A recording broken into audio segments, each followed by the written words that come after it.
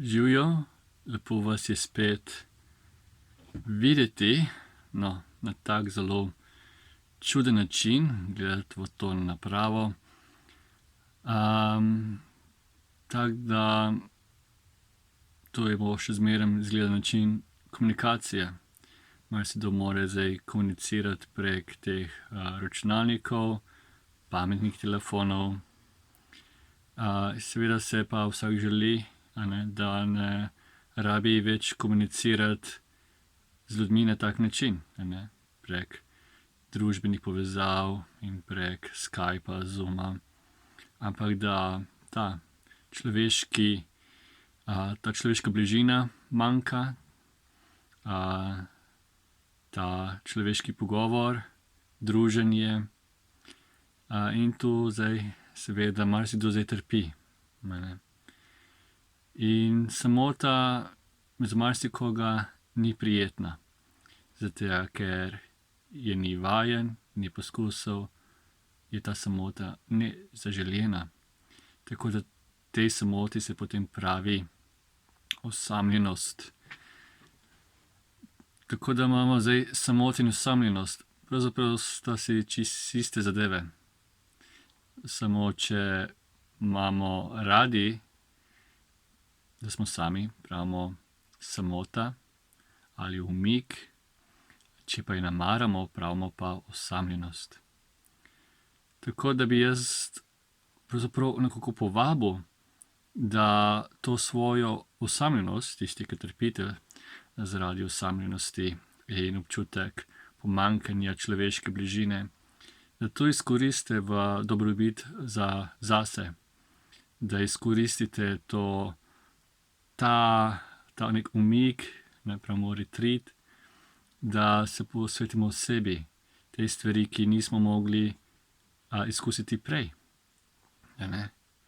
Da imamo lahko občutek, da se zdaj umaknemo, da se preberemo knjigo, ki je že dolgo časa čakala na naši polici, da naredimo nekaj dobrega, tiste stvari, ki jih nismo mogli prej.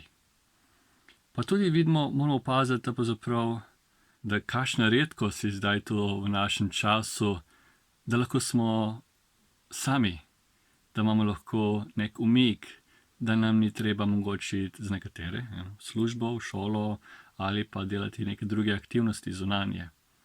Ker ponavadi svet je drugačen, svet vedno hoče, da smo zaposleni, da okušamo, da tipamo, da gledamo, vedno zaposlujemo te čutne užitke, te čutne potrebe, te čutno zaposlovanje. Vedno potem pravzaprav nas kliče, glej to, kupi to, opazuj to, izkazi svoje mnenje glede tega in onega, in tega ni nikoli konca. Svet vedno grabi našo pozornost, vedno nas potrebuje. Moramo včasih se ustaviti in pomisliti, zakaj svet nas ves čas potrebuje. Ampak vemo zakaj, zato da preživi, da nas izkoristi, da zasluži od nas, naših čut in potreb. Zdaj pa svet je pravzaprav govori, omejuje. In lahko bi tudi to videli v nek korist. Takrat, ko nas ves čas zaposluje za čutne užitke, jaz vedno sem govoril, vsaj enkrat na teden, dajte se umakniti, iti v neko samoto, pa tudi mogoče kakšno dodatno prakticiranje zadržanosti, vsaj enkrat na teden. Zdaj pa imate možnost, da lahko to prakticirate vsak dan. Tako da treba tudi videti v nekem pozitivnem smislu. Naprimer, v našem samostanu mi imamo radi nekaj samoto. Samota je nekaj pomembnega, nekaj, kar se mi želimo. Zato, ker se lahko resnično odmaknemo od nekaterih aktivnosti. Tudi, da se lahko odmaknemo od kakšnih menihov, ampak tudi, da se lahko res posvetimo svoji praksi, tišini, da poglobimo svojo meditacijo. In je to res je neka borba, da se soočiš samim seboj in s vsemi svojimi demoni in angeli.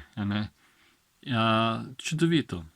In včasih tudi, nažalost, na nekaterih samostanih zgodi, da človek dobi, njih dobi to samoto, ko se zasluži, ko je že dost starešina, pa če zaprosi, pa mu je potem odobreno in potem mogoče lahko dobi 3 mesece popolno samote, ko ne vidi nobenega, ko se z nobenim ne pogovarja, samo dobi hrano tako brez kontakta z drugimi in gre potem v samoto. 3 mesece, čudovito. Tako da, pa tudi vsakič potem imamo menihi še v drugih časih možnost, da se lahko odmaknemo stran. In to je čudovito darilo. Tako da, zakaj ne bi tudi drugi ljudje, vi, prakticirali na isti način? To ni samo za menihe samota. Samota je namenjena in priporočena za vsakogar. Zakaj? Zato, da lahko res poznate to osnovno naravo uma. Ker ponavadi smo mi zelo zaposleni v abstraktnost, v ideje, misli in čutne stvari, v kritiziranje, v ocenjevanje, obsojanja, ljubezen do specifične stvari, zaljubljenost in vse te stvari, Ampak kako lahko potem spoznamo naravo uma, če se ne znamo ustaviti? Kako lahko razumemo, kaj je to, da nas vedno nekam vlači in zakaj se moramo tako zaposliti? Zakaj imamo tisto notranjo potrebo, da moram biti z drugimi, Če smo pomislimo, kaj je vsa moja identiteta, ta občutek, jaz sem res popolnoma odvisna od teh zunanjih stvareh, je res tisti občutek, jaz umiram, ko nisem z drugimi. Ko gremo v samoto, kakšen je občutek za nekatere, je verjetno, kot da se nekaj duši, kot da umirajo, nekaj manjka, ko jih duši. In potem to ne moramo zavedati, da je problem nekje tam zunaj, da nas nekaj duši, da imamo občutek, da nekaj umira v nas, zato ko nekaj nimamo, pa to ni zaradi stvareh tam zunaj v svetu. Pravzaprav to, da nekaj da je nam nekaj odsotno, še ne pomeni, da je ta stvar, ki je nam odsotna, da je problem in da ta stvar nam povzroča trpljenje. Problem je znotraj. Problem je v nas. Naše želje, naše potrebe, naše sebične želje. Torej želje po drugih in potreba po stvareh je pravzaprav osebna odgovornost, nekaj, kar smo se osebno ustvarili, ta potrebo. To potem tudi pomeni, da pravzaprav te potrebe niso potrebne, da jaz lahko samo spoznam resnico, malo drugače uravnam svoj in vidim, da lahko sem jaz srečen tudi brez tega. Ker vidimo, da smo mi odgovorni za to notranje trpljenje, za to eksistenčno muko, za to tesnobo. Ni stvar kriva tam nekje zunaj, ampak mi sami, kako imamo mi uravnan svoj ker delamo zaradi nevednosti, ker smo preveč vajeni, da hitro skačemo takoj v stvari, v čudne stvari, ampak zavidimo, da je to naša odgovornost, da mi pogojujemo stvari, da mi si ustvarimo svet tak, kot je. In da se zdaj lahko mi odmaknemo stran, to pomeni, dajmo se to pozovati. Kak je to strukturiran in zakaj se te stvari dogajajo. In s tem bomo mi potem, ko spoznamo naravo potem resnično opustili, ne bo več potrebe po stvareh. Potem bomo lahko bili resnično sami v sebi in zadovoljni sami s seboj. Torej samota bo prijetna, to ne bo prostora za osamljenost. Tako da, zdaj, ko so za marsikoga to težki časi, izkoristite to zase dobro. Na začetku magari dajte se prebrati kakšne take knjige, ki so koristne, ki vodijo k raziskovanju uma in doživljanja. Seveda še bolj priporočam Budovo učenje. če imate možnost in voljo. Tudi ugasnite televizor, ugasnite radio, ne zdaj se izgubljati v neke abstraktne stvari. Vidite, kaj se lahko naredi v samoti, zakaj samota, nekaterim se snori v samoti, izgubijo razum. Tudi menihi, nekateri, ki niso pripravljeni za samoto, jim lahko se zmeša.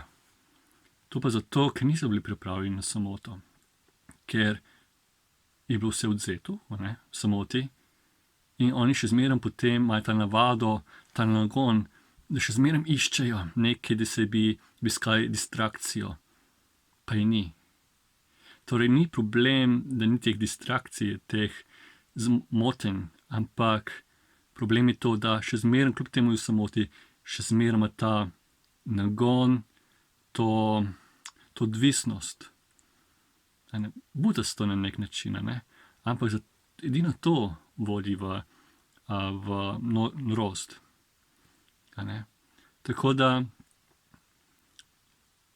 zato pa pravim, morate se utrditi svoj in to se je problem, če ni utrjen, se gledate samoto, gledate potem vse te televizor, radio, vse te novice, še slabe in potem se ujame v to in ker nima druge distrakcije v življenju, se še bolj zapiči v neke abstraktne ideje in se v to zgubi.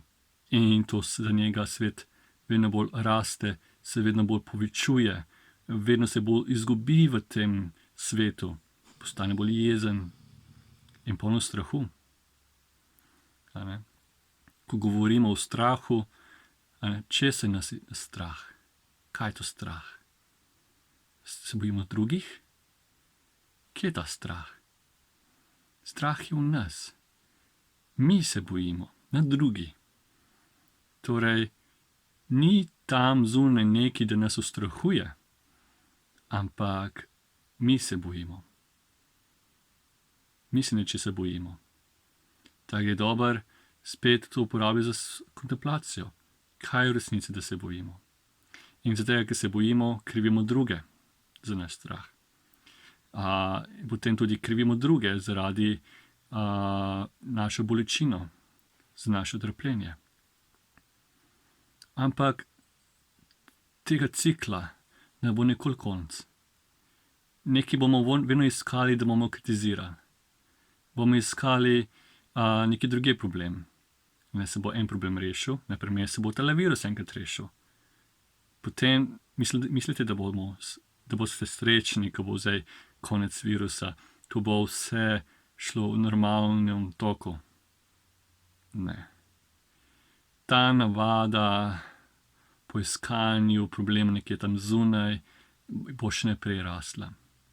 Temu se reče, mi pravimo, samsara ali tok tega rojstva, ponovno to nastajanje, to bitnosti, to moja vpletenost v svet je, kot da bi šel v neko pralni stroj, ki se vrti, kot hrček, ki se teče po koleščku. To se bo nadaljevalo. Torej, ali bomo mi živeli tako življenje, da bomo vedno imeli ta nagon in to odvisnost, da bomo samo vedno merili in ocenjevali svet in se vedno iskali potešitev naših želja. Ali imamo tudi to možnost, da se odmaknemo, da gremo v samoto. Zdaj imamo tisti, ki imate možnost, da je zelo že v samoti. Izkoristite do konca. To je pravzaprav lahko tudi vidimo na pozitivni način. To je skoraj kot darilo. To je čas, da se lahko začnemo prebujati in začnete res poznavati za vse zadeve. To so čudoviti časi. Tisti, ki nimate take samote, poskusite se najti samoto. Saj tudi vem, za nekatere ta koronavirus je glih obratno. Ni tisto, da bi dobili več samote, ampak več aktivnosti. Vem, nekateri morate delati doma, cela družina dela doma, otroci so doma, tako da ste zdaj 24 ur, imate cirkus doma. Tudi to, eni čutijo to obdobje na drugačen način. Torej, ni osamljenosti, ampak je življenje v kaosu. Ampak tudi to ne obupajte. Če možno je, še zmeraj je dovoljeno, da se zapeljete z avtom nekam naravo in greste v gozd na sprehod, da tam malo se sprehodite, pomeditirate, da ste kakšno urico ali 2 ali 3, ali še več, če je možno, sami.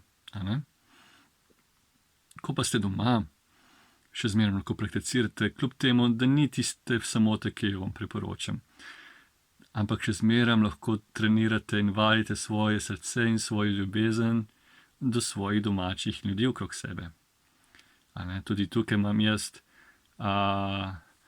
tukaj imamo 2 psa, imenihe. Nismo vedno vsi v najboljšem razpoloženju. Psa vedno nekaj zahtevata svoje, ne data mir. A s tem so lahko oni neki pravi učitelji.